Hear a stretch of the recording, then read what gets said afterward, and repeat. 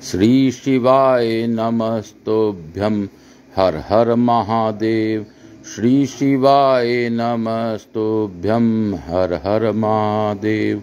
श्री शिवाय नमस्तुभ्यं हर हर महादेव। श्री शिवाय नमस्तुभ्यं हर हर महादेव। श्री शिवाय नमस्तुभ्यं हर हर महादेव।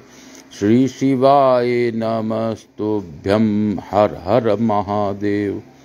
बाबा भोलेनाथ की जय, मेरे विश्वनाथ की जय, मेरे काशीपति दिनाथ की जय। प्रेम से बोलो शिव महापुराण की जय।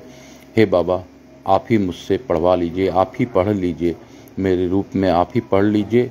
और यह श्रावण मास का जो यह पुरुषोत्तम माह है, अधिक मास है, इसका लाभ मिले।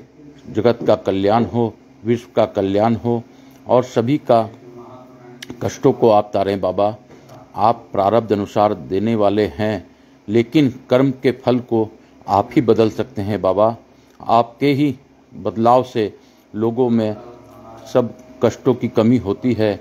जो कि आप पृथ्वी के अधिपति हैं, आप शमशानवासी हैं बाबा। हे शमशानवासी, आप सबकी पर दया कीजिए, कृपा कीजिए और प्रारब्ध के अनुसार, कर्म के अनुसार उनको फल दीजिए बाबा। लेकिन सभी का कष्टों का कुछ कम करें बाबा। मैं तो अबोध बालक हूँ, मैं तो कुछ नहीं जानता, फिर भी मैं एक प्रयास किया हूँ कि लोगों को शिव महापुराण का मूल पाठ हिंदी अर्थ पढ़कर लोगों को समझ, मेरे इस आपके दिए हुए इस वाणी से लोगों को समझ में आए और उनका कल्याण हो, उनका कष्ट कम हो। और आपके या गुरुदेव प्रदीप मिश्रा के कहे अनुसार 71 पीढ़ी को तारने वाला है शिव महापुराण। आपने मुझको चुना है, मेरे परिवार को चुना है कि मैं इसको अर्थ पढ़ करके आपके इस महापुराण का लाभ मैं अपने परिवार को, अपने इष्ट मित्रों को, अपने मेरे से जुड़े सभी लोगों को और जन कल्याण के लिए पढ़ सकूं। इसके लिए आपको कोटि कोटि धन्यवाद देता हूं। फिर से मैं शिव महापुराण का वाचन का आज दिनांक 23/7/2023 का दिन है, जो कि मैं इस दिन को का शिव महापुराण जो भी पढ़ पाऊँ वह आपके ही वाणी से, आपके ही शक्ति से पढ़ पाऊँ और लोगों को इसका अर्थ समझ में आए, ऐसी कृपा बनाए रखे महादेव। दया कीजिए बाबा। आपकी कृपा मात्र से ही लोगों का कष्ट कम हो सकता है। कल मैंने आपके इस ग्रंथ से पढ़ा था कि विधवा स्त्रियों को देने का अनंतर बची हुई तथा यज्ञों में बची हुई सारी सामग्री आचार्य को समर्पित कर देना चाहिए। बोलो श्री महापुराण की जय, बोलो मेरे भोलेनाथ की जय, मेरे विश्वनाथ की जय। उत्पात, महामारी और दुखों के स्वामी यमराज माने जाते हैं, इसलिए यमराज की प्रसन्नता से मिली काल प्रतिमा का दान करना चाहिए। श्री 100 निश्चक या 10 निश के परिमाण की फांस और अंकुश धारण की हुई पुरुष के आकार के स्वर्ण प्रतिमा बनाएं। उस स्वर्ण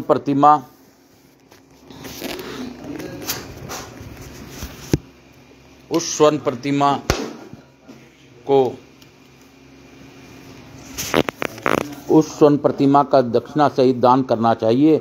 उसके बाद पूर्णायु प्राप्त करने हेतु तिल का दान करना चाहिए। रोग निवारक के लिए घृत में अपनी परछाई देखकर दान करना चाहिए। 1000 ब्राह्मणों को भोजन कराना चाहिए। धन अभाव में 100 अथवा यथाशक्ति ब्राह्मणों का भोजन कराना चाहिए।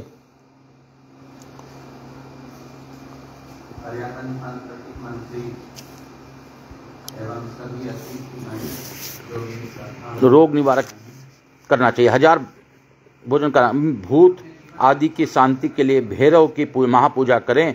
अंत में भगवान शिव का महाभिषेक और नैवेद्य समर्पित करके ब्राह्मणों को भूरी भोजन कराना चाहिए। इस प्रकार यज्ञ संपर्क करने से दोषों की शांति हो जाती है। इस शांति यज्ञ का प्रतिवर्ष फाल्गुन मास में आयोजन करना चाहिए। अशुभ दर्शन होने पर तुरंत अथवा 1 महीने के भीतर यज्ञ का आयोजन करना चाहिए। महापाप हो जाए तो भैरव की पूजा करनी चाहिए। महाव्याधि हो जाए तो यज्ञ का पुनः संकल्प लेकर उसे संपन्न कराना चाहिए। आकिंचन दरिद्र व्यक्ति तो केवल दीप दान कर दे, उतना भी न हो तो सके तो स्नान करके कुछ दान कर दे। 108, 1000, 10,000, 1 लाख या 1 करोड़ मंत्रों से भगवान सूर्य को नमस्कार करें। इस नमस्कारात्मक यज्ञ से सभी देवता प्रसन्न हो जाते हैं। भगवान शिव की इस प्रकार प्रार्थना करें कि मेरे बुद्धि आपके ज्योतिर्मय पूर्ण स्वरूप में लगी है। मुझ में जो अहंता थी वह आपके दर्शन से नष्ट हो गई है। मैं अपने देश से आपको प्रणाम करता हूँ। हे प्रभु, आप महान हैं, आप पूर्ण हैं और मेरे स्वरूप भी आप ही हैं, तो भी इस समय मैं आपका दास हूँ। इस प्रकार यथा योग्य नमस्कार पूर्वक स्वात्म यज्ञ करना चाहिए। तत्पश्चात भगवान शिव को नैवेद्य देकर तांबुल समर्पित करनी चाहिए। तब स्वयं 108 बार शिव का प्रदक्षिणा करनी चाहिए। 1000, 10,000, 1 लाख या करोड़ प्रदक्षिणा दूसरे के द्वारा कराई जा सकती है। शिव की प्रदक्षिणा से सारे पापों का तत्क्षण नाश हो जाता है। दुख का मुख्य व्याधि है और व्याधि का मूल पाप में होता है। धर्माचरण से ही पापों का नाश बताया गया है। भगवान शिव के उद्देश्य से किया गया धर्माचरण पापों का नाश करने में सामर्थ होता है। शिव में धर्मों में प्रदक्षिणा को प्रधान कहा गया है। क्रिया से जप रूप होकर प्रणव ही प्रदक्षिणा बन जाती है। जन्म और मरण का द्वंद्व ही माया चक्र कहा गया है। शिव का माया चक्र ही बलिदान कहलाता है। बलिपीठ से आरंभ करके प्रदक्षिणा के क्रम से एक पैर के पीछे दूसरे पैर रखते हुए बलिपीठ में पुनः प्रवेश करना चाहिए। तत्पश्चात नमस्कार करनी चाहिए। इस प्रदक्षिणा कहा जाता है। बलिपीठ से बाहर निकलना, जन्म प्राप्त होना और नमस्कार करना ही आत्मसमर्पण है। जन्म और मरण रूप द्वंद्व भगवान शिव की माया से प्राप्त है। जो इन दोनों का शिव की माया को ही अर्पित कर देता है वह फिर शरीर के बंधन में नहीं पड़ता।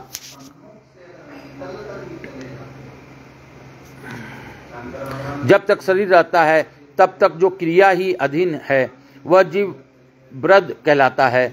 स्थूल, सूक्ष्म और कारण तीनों शरीर के वश में कर लेने का जीवन का मोक्ष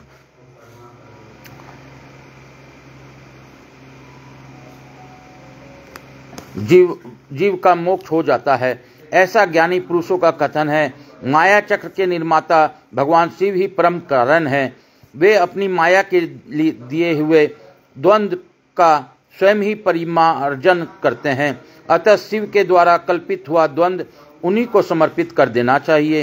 हे विद्वानों, प्रदक्षिणा और नमस्कार शिव की अति प्रिय है, ऐसा जानना चाहिए। भगवान शिव की प्रदक्षिणा, नमस्कार और षोडशोपचार पूजन अत्यंत फलदायी होते हैं। ऐसा कोई पाप इस पृथ्वी पर नहीं है जो शिव प्रदक्षिणा से नष्ट न हो जाए सके। इसलिए प्रदक्षिणा का आश्रय लेकर सभी पापों का नाश कर लेना चाहिए। जो शिव की पूजा तत्पर हो वह मौन रहे, सत्य आदि गुणों से संयुक्त हो तथा क्रिया जप तप, ज्ञान और ध्यानों में से एक एक अनुष्ठान करता रहे। ऐश्वर्य, दिव्य शरीर को प्राप्ति, ज्ञान का उदय, अज्ञान का निवारण और भगवान शिव के सामीप्य का लाभ है। ये क्रमशः क्रिया आदि के फल हैं। निष्काम कर्म करने से अज्ञान का निवारण हो जाने के कारण शिव भक्त पुरुष उसके यथोक्त फल को पाता है। शिव भक्त पुरुष देश काल शरीर और उनके अनुसार यथा योग्य क्रिया आदि का अनुष्ठान करे।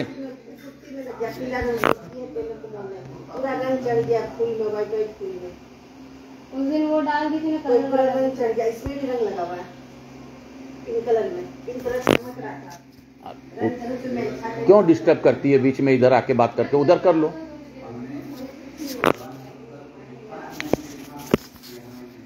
न्यायोपार्जन उत्तम दाल काल शरीर और धन के अनुसार यथा योग क्रिया आदि का अनुष्ठान करे। न्यायोपार्जित उत्तम धन से निर्वाह करते हुए विद्वान पुरुष शिव के स्थान में निवास करे। जीव अहिंसा आदि से रहित और अत्यंत क्लेश शून्य जीवन बिताते हुए 5 अक्षर मंत्र के जप से अभिमंत्रित अन्न और जल को सुख स्वरूप माना गया है। अथवा यह भी कहते हैं कि दरिद्र पुरुष के लिए भिक्षा से प्राप्त हुआ अन्न ज्ञान देने वाला होता है।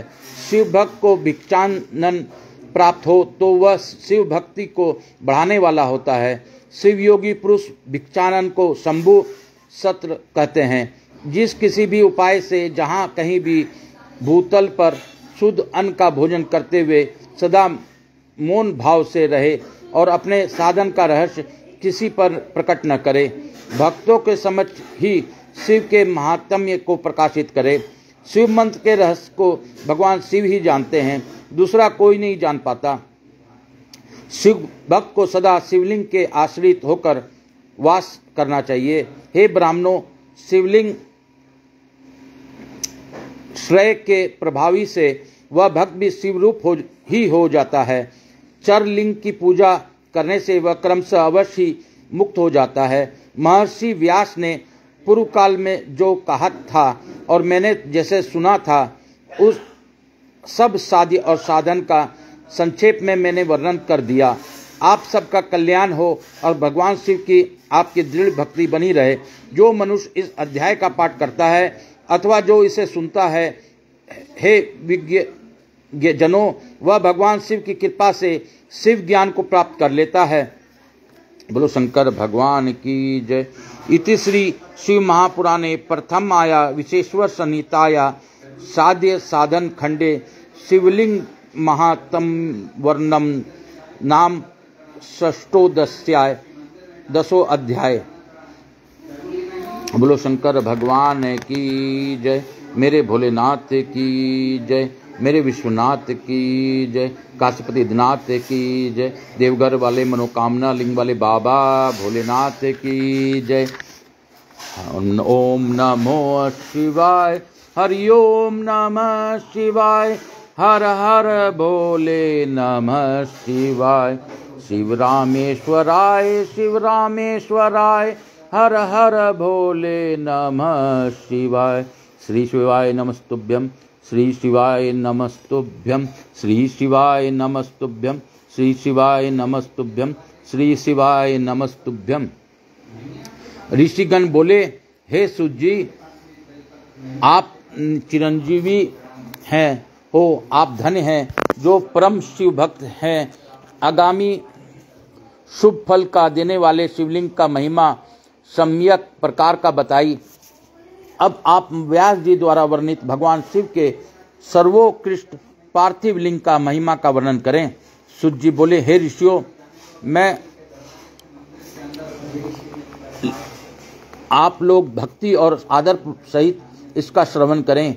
हे द्विजो, अभी तक बताए हुए सभी शिवलिंग को पार्थिव लिंग सर्वोत्तम है, उसका पूजा करने से अनेक भक्तों को सिद्धि प्राप्त हुई है।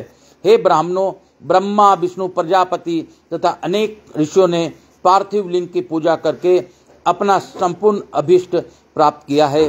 देव, असुर, मनुष्य, गंधर्व, नाग, राक्षसगण और अन्य प्राणियों ने भी इसका पूजा करके परम सिद्धि प्राप्त की है।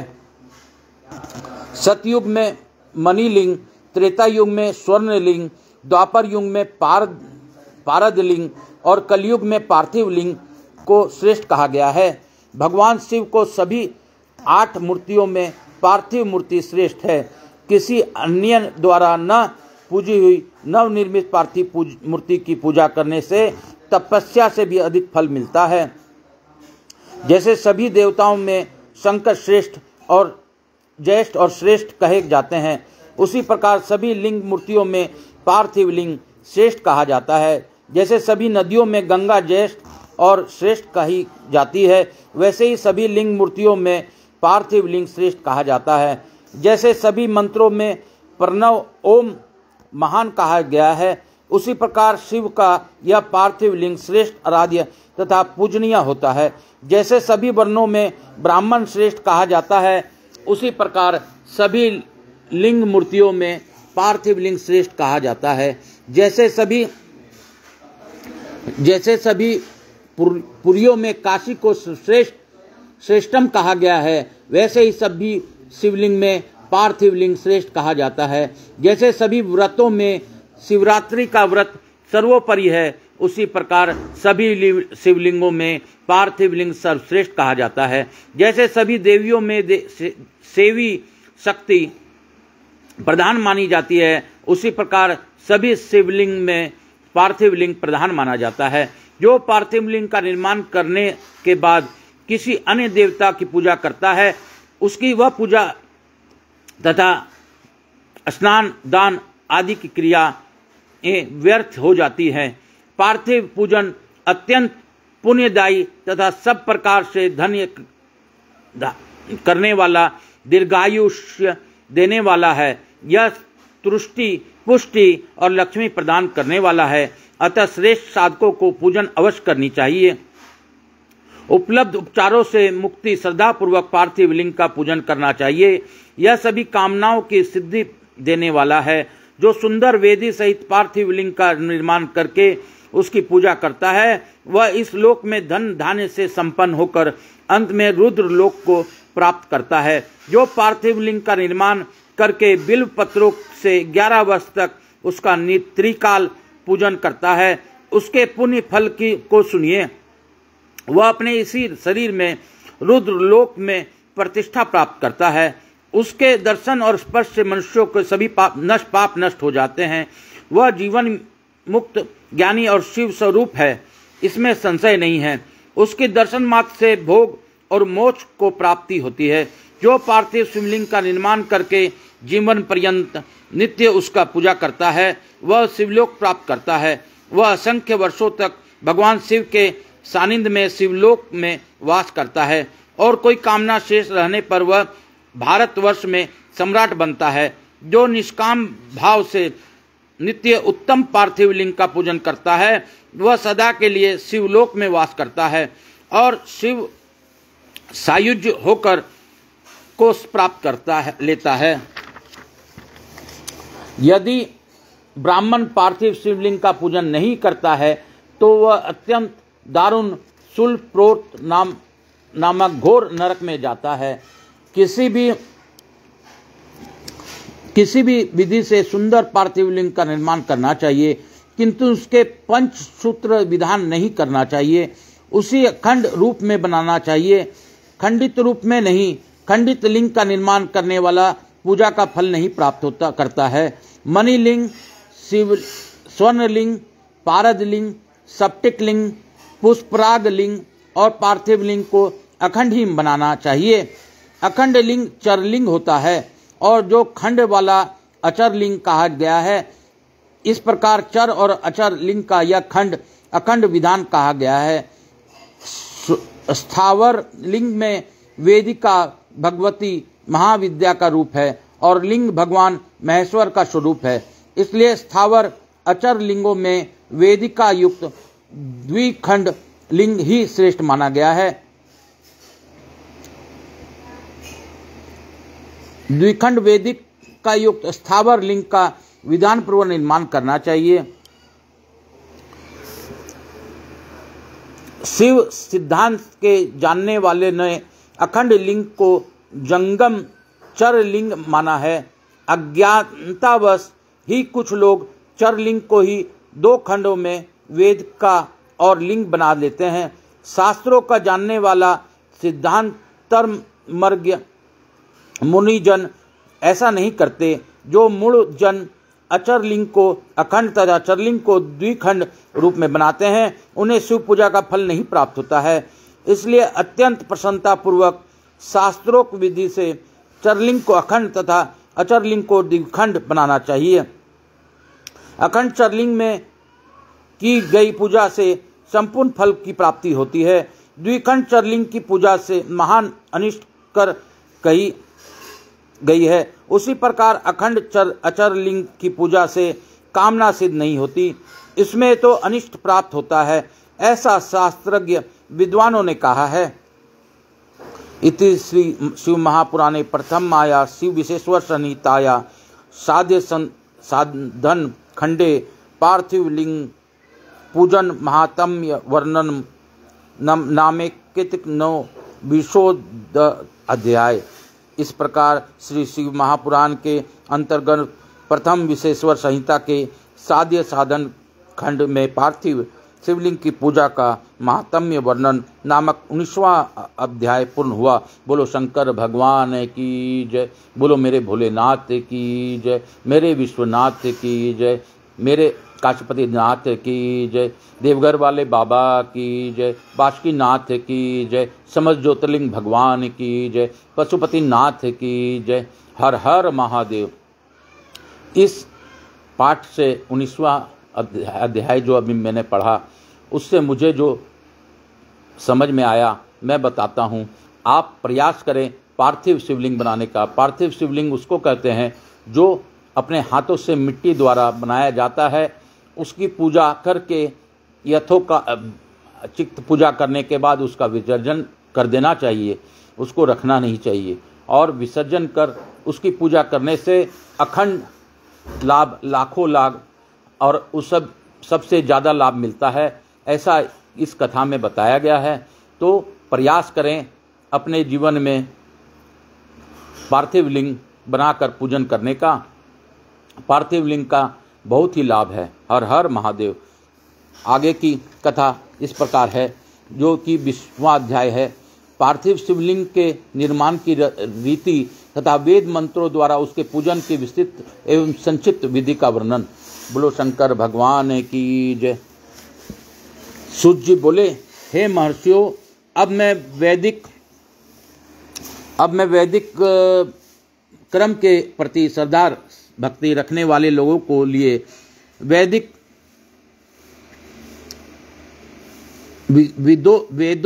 वेदोक्त मार्ग से पार्थिव पूजा की पद्धति का वर्णन करता हूँ। यह पूजा भोग और मोक्ष दोनों को देने वाली है। अहिंसक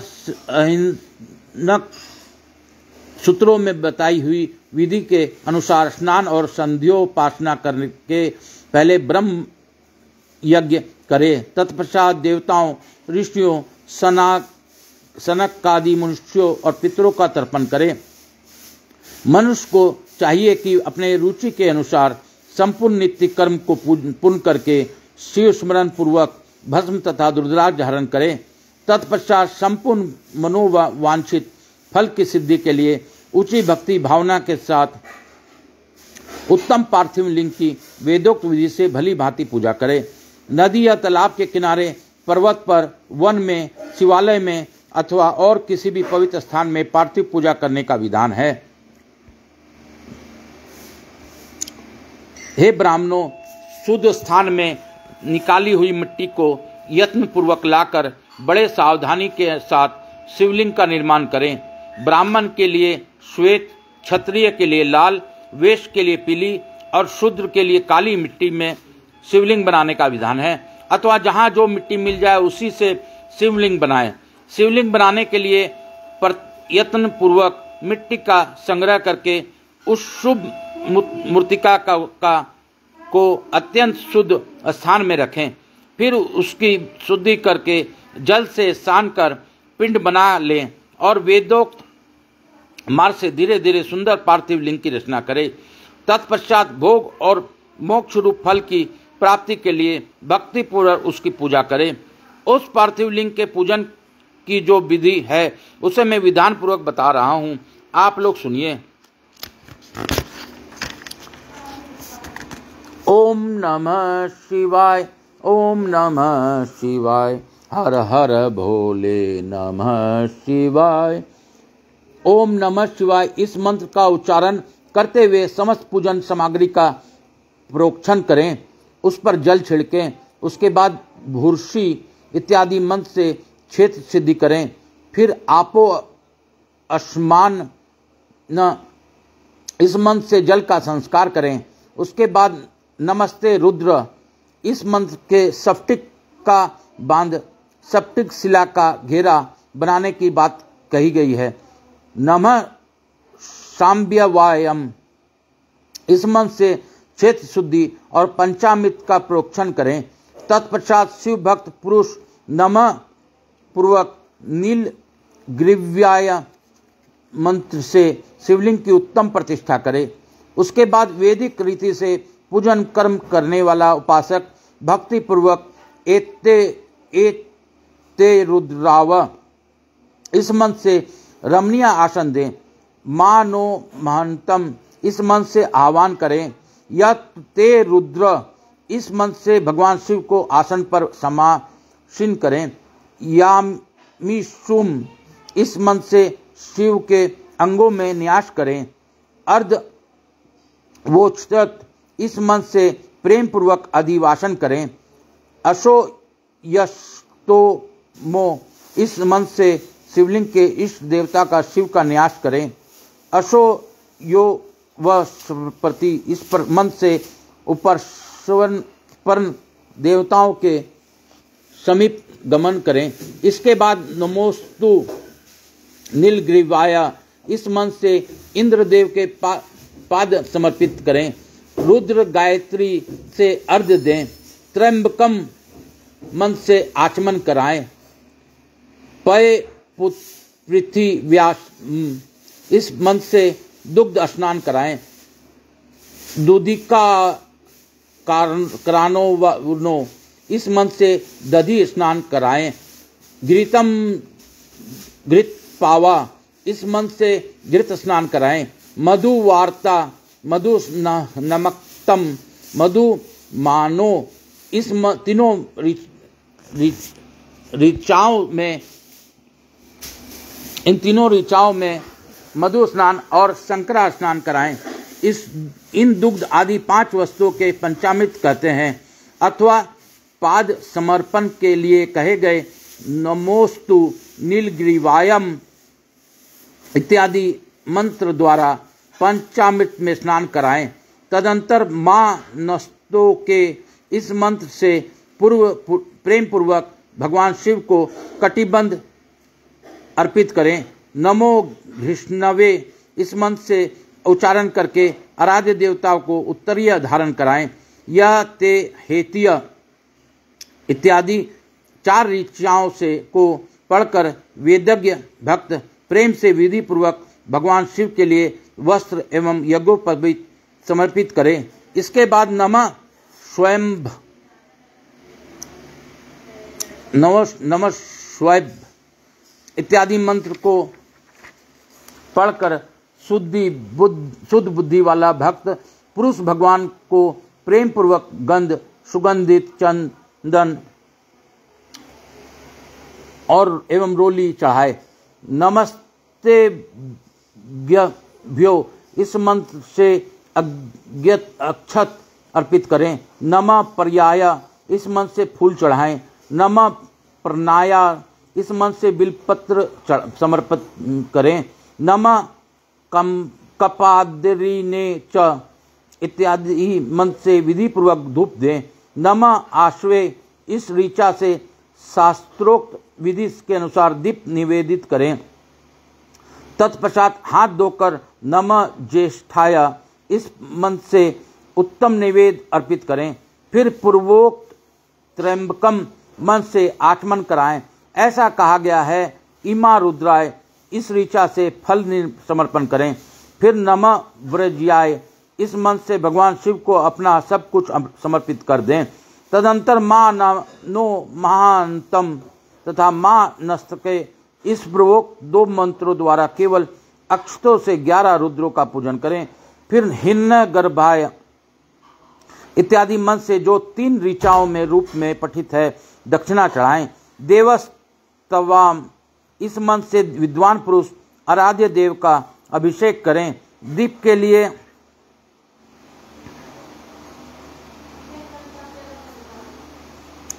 दीप के लिए बताए हुए नमो आश्वे इत्यादि मंत्र से भगवान शिव की निरजता आरती करें। तत्पश्चात इमा रुद्राय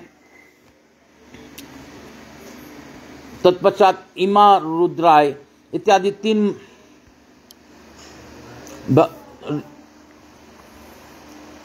तीन ऋचाओं से भक्तिपूर्वक रुद्रदेव को पुष्पांजलि अर्पित करें।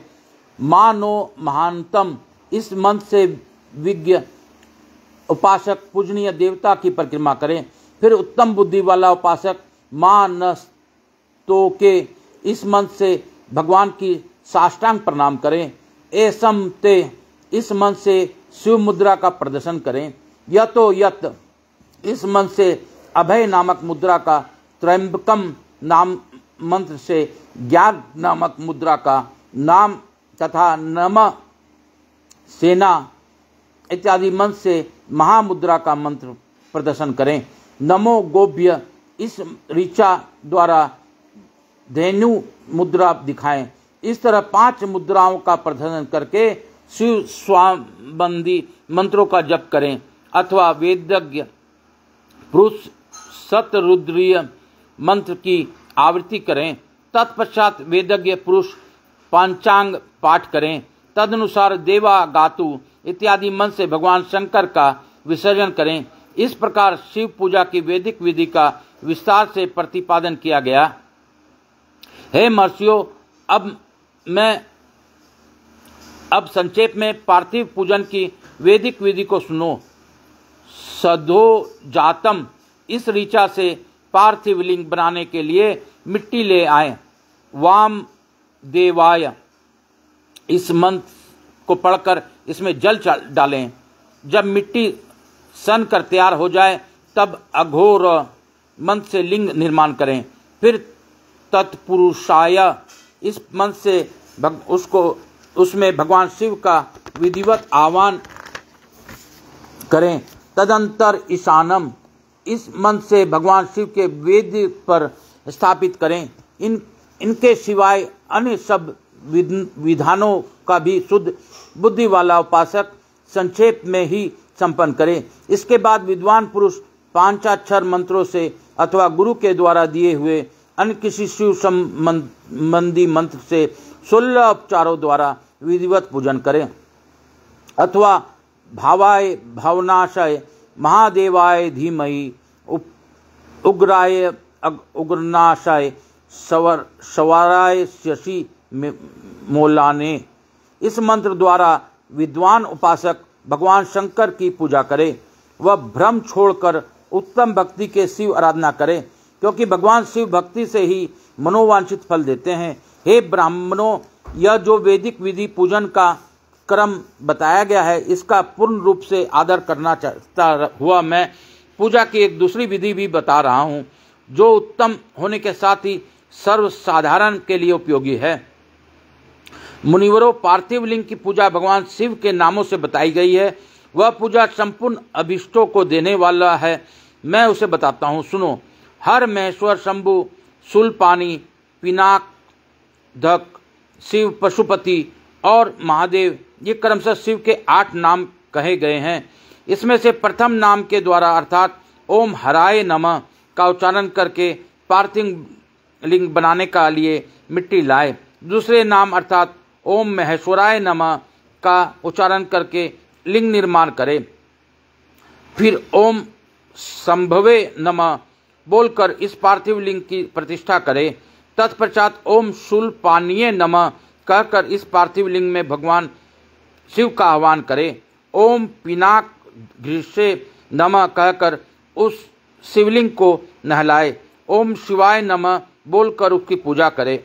फिर ओम पशुपतिये नमः कहकर क्षमा प्रार्थना करे और अंत में ओम महादेवाय नमः कहकर आराध्य देव का विसर्जन कर दे। इस प्रकार प्रत्येक नाम के आदि में ओमकार और अंत में चतुर्दशी विभक्ति के साथ नमः पद लगाकर बड़े आनंद और भक्ति भाव से पूजन संबंधी सारे कार्य करने चाहिए। षडाक्षर मंत्र में अंग न्यास और करन्यास को विधि भली भांति संपन्न करके जिसे लिखे अनुसार ध्यान करें।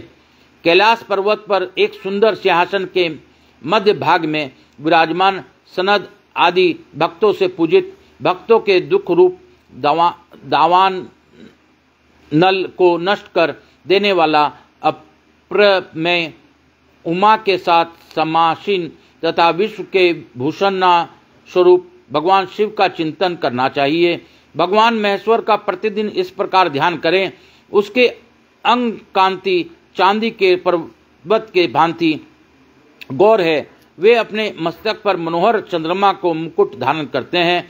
रत्नों के आभूषण धारण करने से उनका श्री अंग और भी उदासीन हो उठा है। उनके 4 हाथों में क्रमशः परशु, मृग मुद्रा, वर एवं अभय मुद्रा सुशोभित है। वे सदा प्रसन्न रहते हैं। कमल के आसन पर बैठे हुए हैं।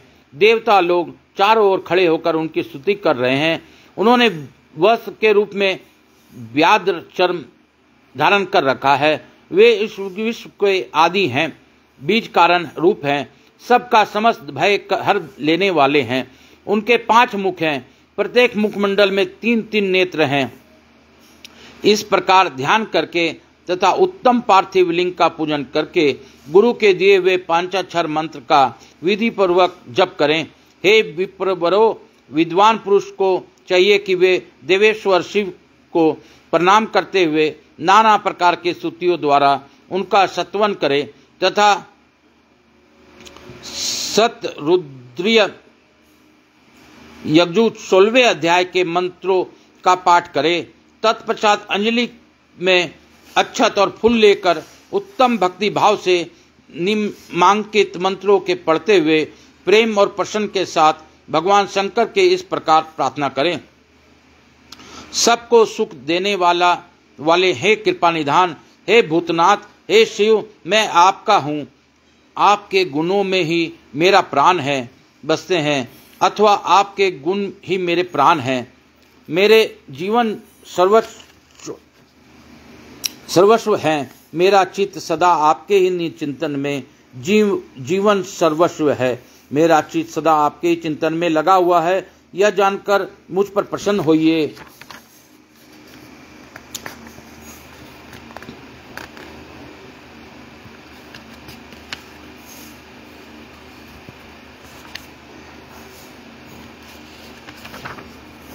कृपा कीजिए हे शंकर, मेरे अनजान में अथवा जानबूझकर यदि आपका जप और पूजन आदि किया हो तो आपकी कृपा से वह सफल हो जाए।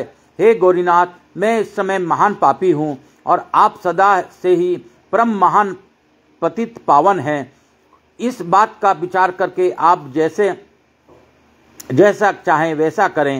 हे महादेव, हे सदाशिव, वेदों, पुराणों, नाना प्रकार के शास्त्रीय सिद्धांतों और विभिन्न महर्षियों ने भी आप तक आपको पूर्ण रूप से ही नहीं जाना है, तो फिर मैं कैसे जान सकता हूँ। हे महेश्वर, मैं जैसा हूँ वैसा ही उस रूप में संपूर्ण भाव से आपका हूँ, आपके आश्रित हूँ, इसलिए आपसे रक्षा पाने के योग्य हूँ। हे परमेश्वर, आप मुझ पर प्रसन्न होइए। हे मुने, इस प्रकार प्रार्थना करके हाथ में लिए हुए अक्षत और पुष्प के भगवान शिव को ऊपर चढ़ाकर उन शंभु देव की भक्ति भाव से विधि पूर्वक साष्टांग प्रणाम करें। तदंतर शुद्ध बुद्धि वाला उपासक शास्त्रोक्त विधि से इष्ट देव की परिक्रमा करे। फिर श्रद्धा पूर्वक स्तुतियों द्वारा देवेश्वर शिव की स्तुति करे। इसके बाद गला बजाकर गले से अव्यक्त शब्द का उच्चारण करके पवित्र एवं विनीत चित्त वाले साधक भगवान को प्रणाम करें। फिर आदर पूर्वक विज्ञप्ति करें और उसके बाद विसर्जन करें। हे मुनीश्वर, इस प्रकार विधि पूर्वक पार्थिव पूजा बताई गई, जो भोग और मोक्ष देने वाली तथा भगवान शिव के प्रति भक्ति भाव को बढ़ाने वाली है। जो मनुष्य इस अध्याय का शुद्ध चित्त से पाठ अथवा श्रवण करता है, वह सभी पापों से मुक्त होकर सभी कामनाओं को प्राप्त करता है। यह उत्तम तथा कथा दीर्घायु, आरोग्य, यश, स्वर्ग, पुत्र, पौत्र आदि सभी सुखों को प्रदान करने वाली है। इस प्रकार श्री शिव महापुराण के अंतर्गत प्रथम विशेश्वर संहिता के साध्य साधन खंड में पार्थिव शिवलिंग के पूजन की विधि का वर्णन नामक 20वां अध्याय पूर्ण हुआ। बोलो शंकर भगवान की जय, बोलो मेरे भोलेनाथ की जय। बोल ओम नमः शिवाय, हरि ओम नमः शिवाय, हर हर भोले नमः शिवाय। शिव गंगाधराय, शिव गंगाधराय, हर हर भोले नमः शिवाय। शिव गंगाधराय, शिव गंगाधराय, हर हर भोले नमः शिवाय। शिव काशी विश्वनाथाय, शिव काशी विश्वनाथाय, हर हर भोले नमः शिवाय। शिव काशी शिव काशी शिव काशी शिव काशी शिव काशी शिव काशी शिव काशी, जो बोले शिव काशी उसका सभी कष्ट को बाबा तारते हैं। हर हर महादेव मेरे भोलेनाथ हैं। इसके साथ ही मैं आज कामना भेद से पार्थिव लिंग की पूजन का विधान का अध्याय पढ़ रहा हूँ, उसको भी सुने। ओम नमः शिवाय, हरि ओम नमः शिवाय, हर हर भोले नमः शिवाय। ऋषिगण बोले, हे व्यास शिष्य सुत जी, हे महाभाग, आपको नमस्कार है। हे तात, आपने अच्छी प्रकार से पार्थिव वार्चन की विधि बताई। अब सकाम पूजन में मनोवांछित पदार्थ के अनुसार कितनी संख्या में पार्थिव लिंग की पूजा की विधि है? हे दिन वत्सल, इसे कृपा पूर्वक बताइए। सूत जी बोले, हे ऋषियों, आप सब लोग पार्थिव पूजन की विधि का श्रवण करें, जिसका अनुष्ठान करने से मनुष्य कृत्य हो जाता है। पार्थिव लिंग के पूजन को छोड़कर जो लोग अन्य देवों के यजन में लगे रहते हैं, उनकी वह पूजा तथा तप तथा दान आदि व्यर्थ हो जाता है। अब मैं कामना के अनुसार पार्थिव लिंगों की संख्या बताता हूँ। हे मुनिश्रेष्ठ, अधिक संख्या में अर्चन तो निश्चय ही फलदायी होता है। प्रथम आह्वान, तब प्रतिष्ठा, तदंतर सभी लिंगों का पूजन अलग अलग करना चाहिए। लिंगों का आकार तो एक समान ही रखना चाहिए। विद्या प्राप्ति की कामना से पुरुष भक्ति पूर्वक 1000 पार्थिव शिवलिंगों का पूजन करे। इससे निश्चय ही उसे फल की प्राप्ति हो जाती है। धन चाहने वाले पुरुष को उसके आधे 500, पुत्र चाहने वाले को 1500 और वस्तु को आकांक्षा वाले को 500 शिवलिंगों का पूजन करना चाहिए। मोक्ष को कामना वाले व्यक्ति को 1 करोड़, भूमि की अभिलाषा वाले को 1000, दया प्राप्ति की इच्छा वाले को 3000 और तीर्थाटन की इच्छा वाले को 2000 शिवलिंगों की पूजा करनी चाहिए। मित्र प्राप्ति की इच्छा वाले को 3000 तथा अभिचर कर्मों में 500 से ले 1000 तक पार्थिव शिवलिंग के पूजन की विधि है। कारगर आदि के बंधन से छुटकारे इच्छा से 1500 तथा राज भय से मुक्ति के इच्छा से 500 शिवलिंगों का पूजन बुद्धिमानों को करना चाहिए।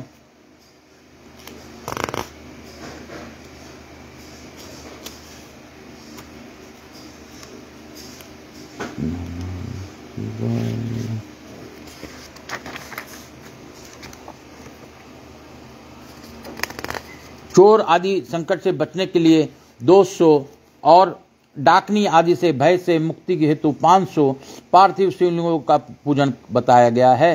दरिद्रता से छुटकारा के लिए 5000 तथा सभी कामनाओं की सिद्धि के लिए 10000 पार्थिव शिवलिंगों का पूजन करना चाहिए। हे मुनिश्रेष्ठ, अब मैं नित्य पूजन विधि बताता हूँ, आप लोग सुने। एक पार्थिव लिंग का नित्य पूजन पापों का नाश करने वाला है और 2 लिंगों का पूजन अर्थ को सिद्धि करने वाला बताया गया है। 3 लिंगों का पूजन सभी कामनाओं को सिद्धि का मुख्य हेतु कहा गया है। पूर्व में बताई गई संख्या विधि से उपरोक्त संख्या अधिक फलदायी होती है।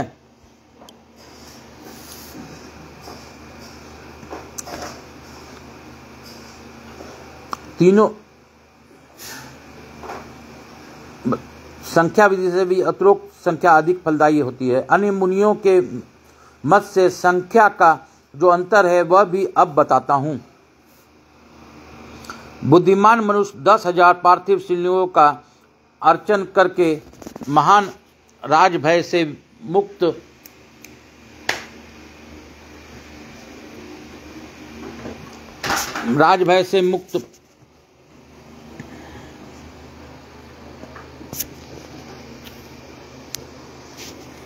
बुद्धिमान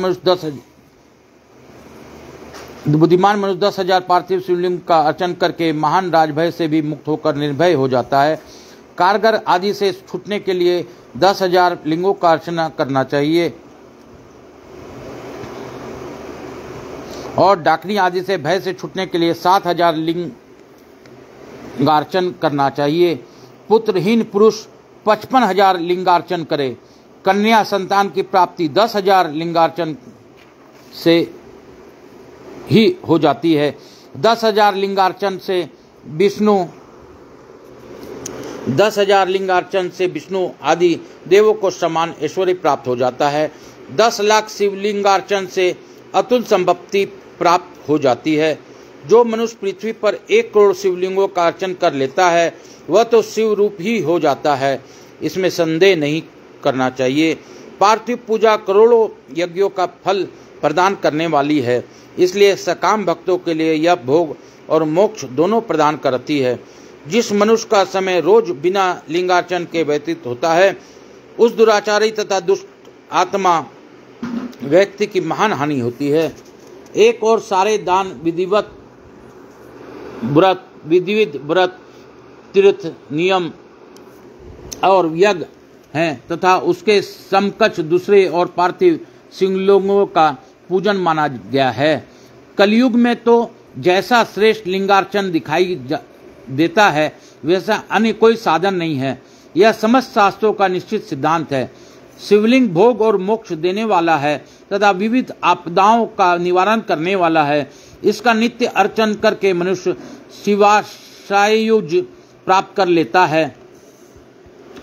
महर्षियों को शिव नाममय इस लिंग की नित्य पूजा करनी चाहिए। यह सभी लिंगों में श्रेष्ठ है, अतः विधान पूर्वक इसकी पूजा करनी चाहिए। हे मनुष्यों, परिमाण के अनुसार लिंग 3 प्रकार के कहे गए हैं, उत्तम, मध्यम और अधम। इसे आप लोग सुने, मैं बताता हूँ। जो 4 अंगुल ऊंचा और देखने में सुंदर हो तथा वेदी से युक्त हो उस शिवलिंग का शास्त्रज्ञ महर्षियों ने उत्तम कहा है। उसके आधा मध्यम और उससे भी आधा अधम माना गया है। इस तरह 3 प्रकार के शिवलिंग कहे गए हैं जो उत्तरोत्तर श्रेष्ठ है। जो भक्ति तथा श्रद्धा से युक्त होकर अनेक लिंगों से मन से नित्य पूजा करता है वह मनोवांछित कामनाओं को प्राप्त कर लेता है। चारों वेद में लिंगार्चन से बढ़कर कोई पुण्य नहीं है। सभी शास्त्रों का भी यह निर्णय है। विद्वानों को चाहिए कि समस्त कर्म प्रपंच का त्याग करके परम भक्ति के साथ एकमात्र शिवलिंग का विधिवत पूजन करें।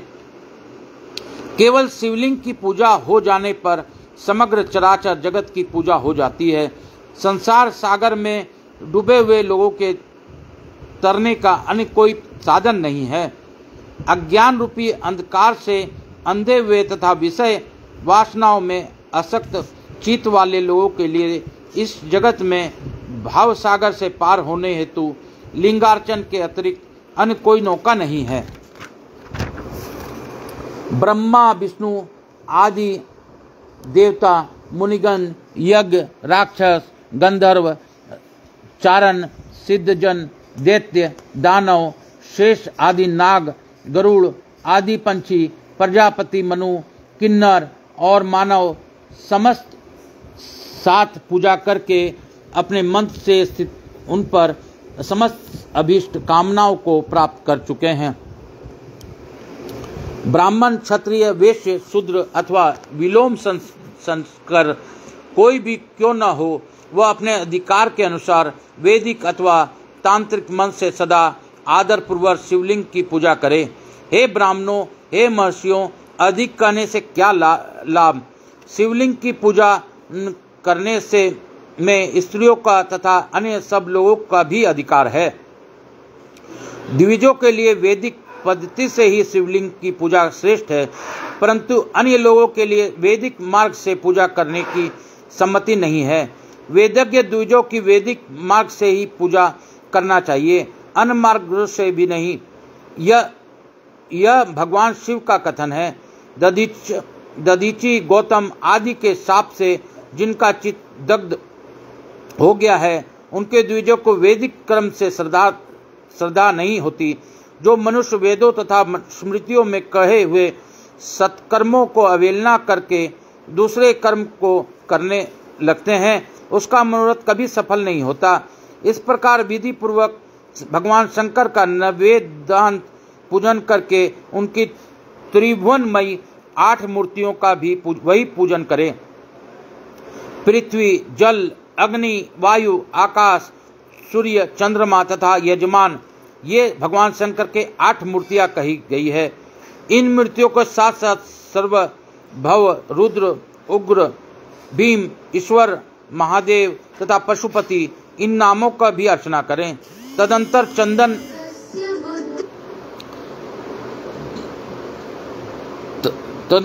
चंदन,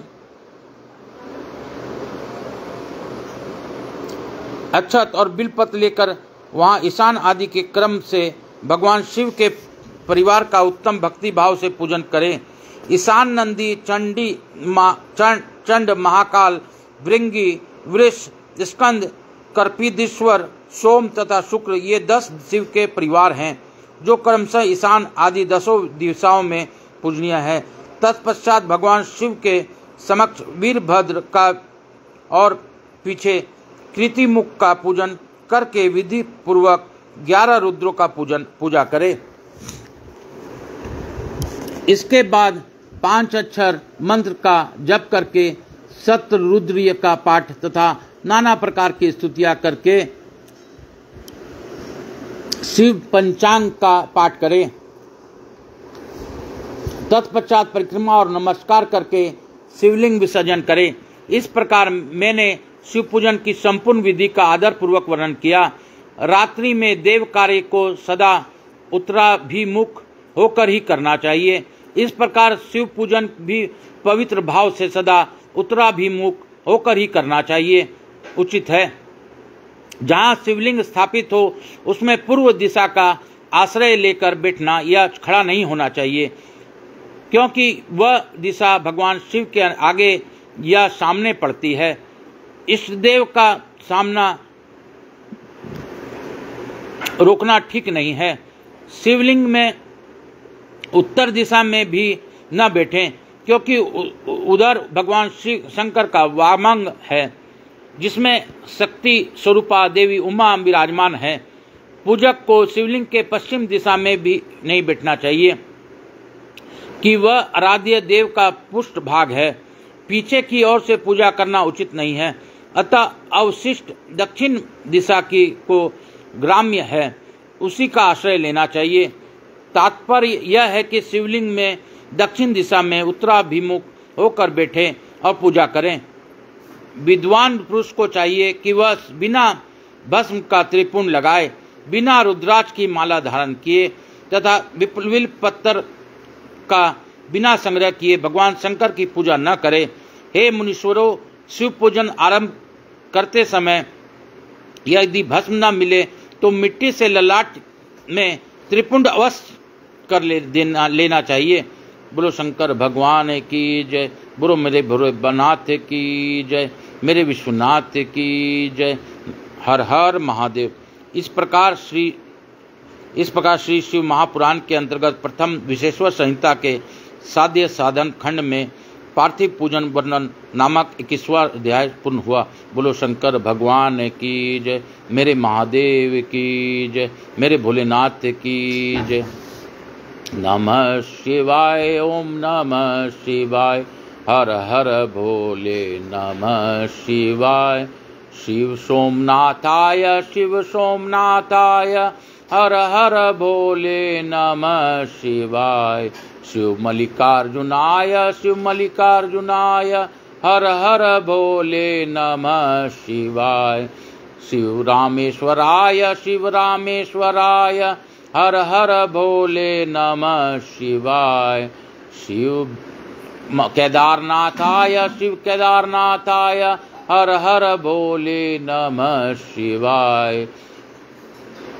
शिव भीम शंकराय हर हर भोले नमः शिवाय। शिव घृणेश्वराय शिव घृणेश्वराय हर हर भोले नमः शिवाय। शिव त्र्यंबकेश्वराय हर हर भोले नमः शिवाय। शिव नागनागेश्वराय हर हर भोले नमः शिवाय। शिव वैद्यनाथाय हर हर भोले नमः शिवाय। शिव महाकालाय हर हर भोले नमः शिवाय।